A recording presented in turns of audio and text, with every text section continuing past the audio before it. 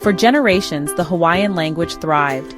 It was the heartbeat of the Kingdom of Hawaii, spoken in homes, schools, government offices, and even printed in one of the world's most sophisticated indigenous newspaper networks. But after the U.S. annexation of Hawaii in 1898, the American government sought to silence it. Hawaiian children were beaten for speaking their own language.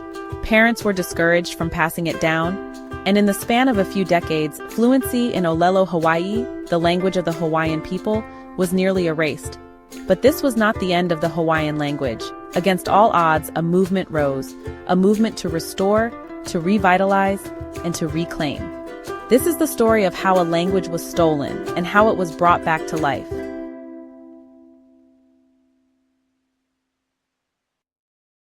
Long before Hawaii became a U.S. territory, Hawaiian was the language of law, education, and diplomacy. King Kamehameha III, a leader who believed in literacy and knowledge, established a public school system where lessons were taught in Hawaiian. By the mid-1800s, native Hawaiians had one of the highest literacy rates in the world.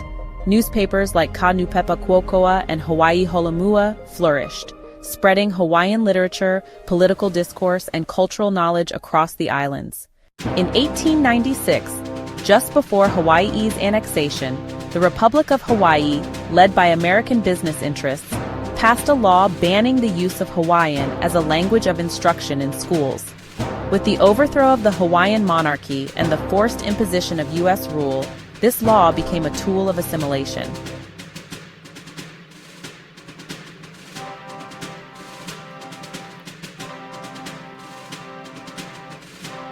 U.S. officials claimed that teaching Hawaiian children in English would prepare them for a modern world.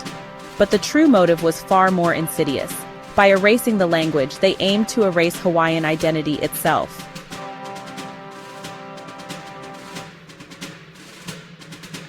Plantation owners and business elites benefited from this forced assimilation, ensuring that the Hawaiian people were educated only in ways that served the American economy.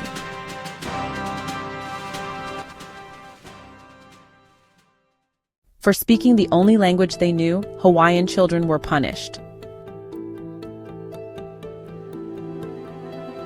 Slapped, caned, or forced to write lines of English. Elders who spoke Hawaiian in public were shamed. Teachers caught using it in classrooms lost their jobs.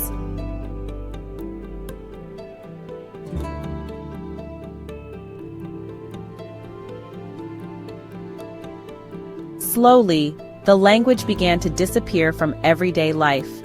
Hawaiian parents, fearing for their children's future, stopped speaking it at home. By the 1980s, fewer than 50 fluent speakers under the age of 18 remained. But the Hawaiian language was not lost. It had been waiting to return. In the 1970s, a cultural and political awakening swept through Hawaii. Native Hawaiians demanded the restoration of their language, their traditions, and their rights. Grassroots organizations like Aha Punana Leo led the charge, establishing Hawaiian language immersion preschools to teach children ʻŌlelo Hawaii from birth.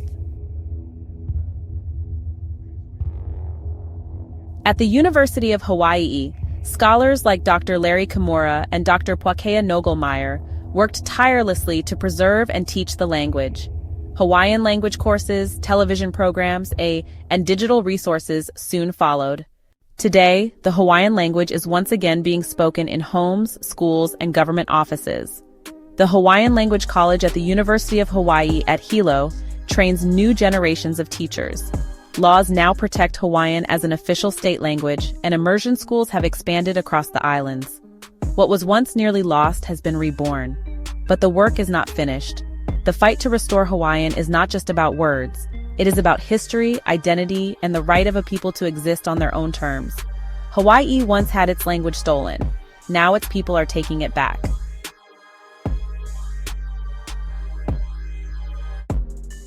The Hawaiian language is alive, it is thriving, and with continued effort, it will never be silenced again.